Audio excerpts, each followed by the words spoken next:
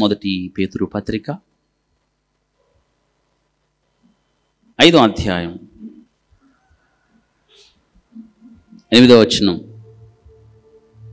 నిబ్బరమైన బుద్ధిగలవారై మెలకువగా ఉండుడి. ఏ బుద్ధి?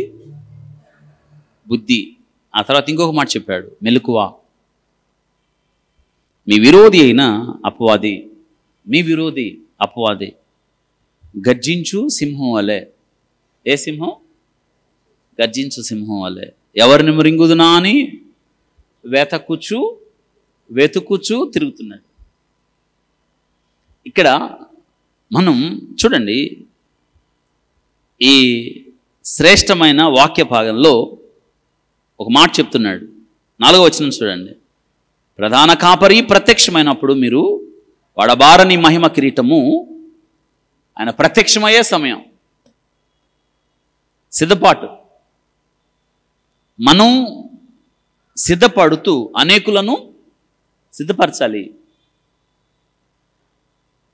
ఆ పని మనం ఖచ్చితంగా ప్రారంభించాలి, చెయ్యాలి.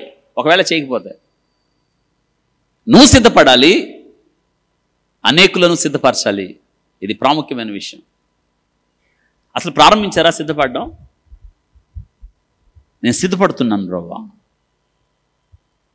మనం సిద్ధపడుట అనేది గుడ్ పిక్చర్. పెళ్లి కుమార్తె పెళ్లి కుమారుని యొద్దకు రావడానికి ముందు ఎంత సిద్ధపాటు అండి? ఎన్ని గంటలు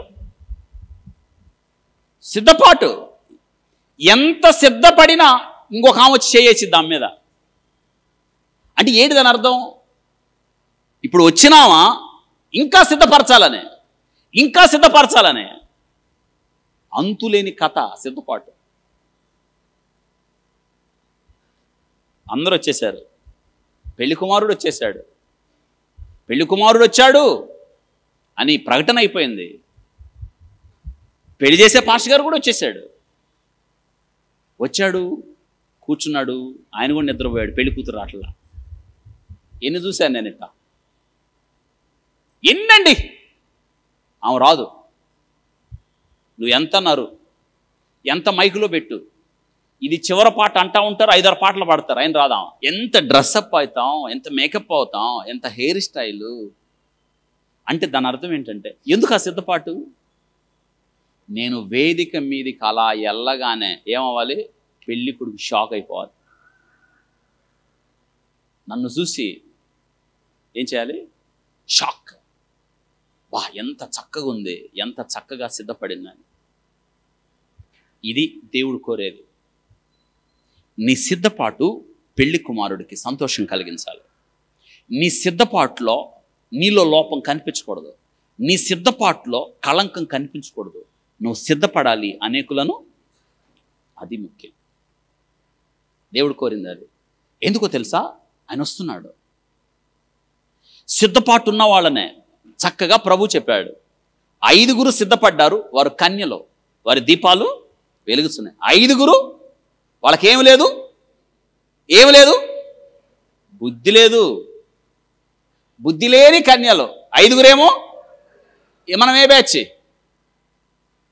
ఆదివారం ఏమో బుద్ధున్న కన్య, బయటికి దాటితే చాలు.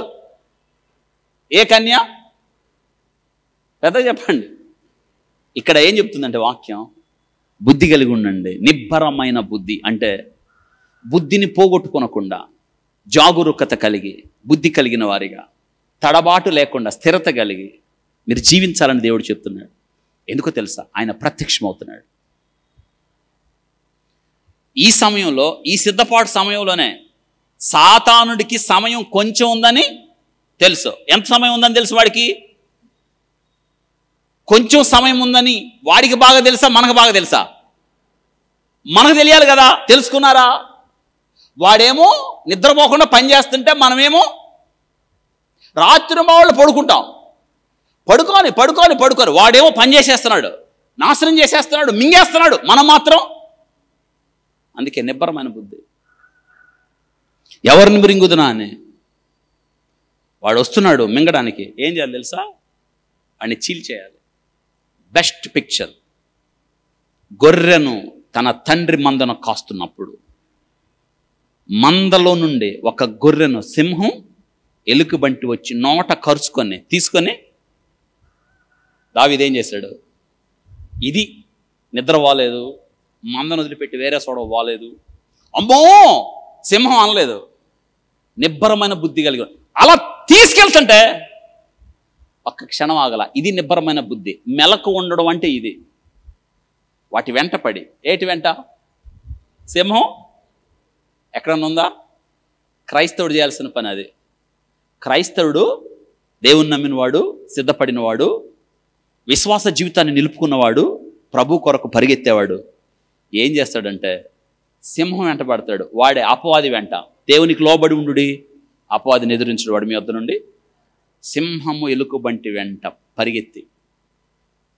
మీకున్నది ఈ అనుభవం? వేటి వెంట పరిగెత్తుతున్నారు మీరు? మీకే తెలియాలి. నిన్నెక్కడికి పరిగెత్తారు మీరు? రేషన్కు పరిగెత్తుతారు, ఆధార్ కార్డుకు పరిగెత్తారు, బ్యాంకు లోనుకు పరిగెత్తుతారు, అన్నిటికీ పరిగెత్తారు. మీరు ఎప్పుడైనా ఒక వ్యక్తిని రక్షించడానికి, ఒక వ్యక్తిని సింహం నోట కరుచుకొని తీసుకెళ్ళిపోతున్నప్పుడు ఈ సత్యాన్ని తెలుసుకున్న నీవు ఏటంట పడాలి? చెప్పండి, వేటంట? అనేక మంది బిడ్డల్ని సాతానుడు నోట కరుచుకొని వెళ్ళిపోతున్నాడు. వెంటపడి దావీదు తీసుకెళ్ళిపోతున్నాయి. ఒక్క క్షణం ఆలస్యం అయితే గొర్రెమయ్యేది.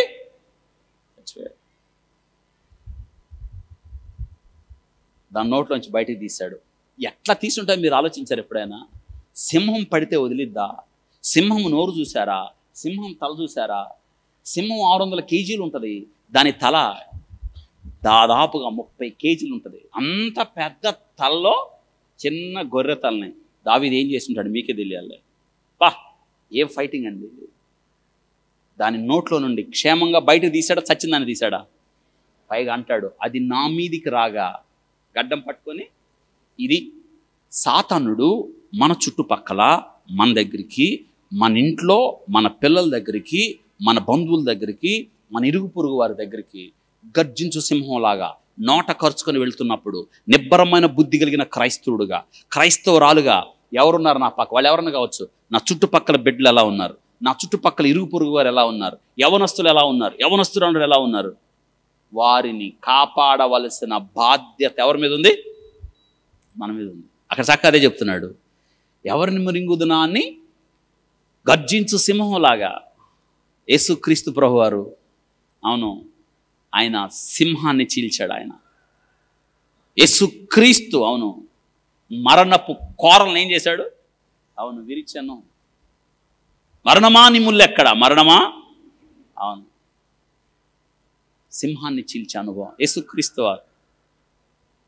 సింహాన్ని చంపినోడు పరిశుద్ధ గ్రంథంలో సంసోను ఉన్నాడు, దావీదు ఉన్నాడు, బెనయ, ఈ ముగ్గురు సింహాన్ని చీల్చారు. మరి నీ సంగతి ఏంటి? Chase your line. సింహాన్ని చేయండి. గర్జించు సింహం అపవాదిని చీల్చేయండి. దేవుని మహిమార్థమై బ్రతకండి. అవును, ఇది ఆరాధన.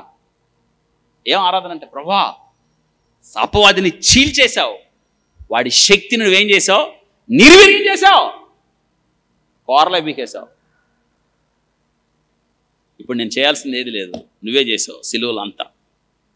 నిన్ను స్తుతించడం తప్ప నేనేమి చేయలేదు. వింటున్నారా? ఇదండి దేవుడు మన జీవితాల్లో చేశాడు. అందుకే మనం ఆయన ఆరాధించాలి, ఆయన కీర్తించాలి, సిద్ధపడాలి, ఆయన రాకడ కొరకు ఆయత్తపడాలి. అటువంటి కృప దేవుడు మనకి దయచేయునుగాక.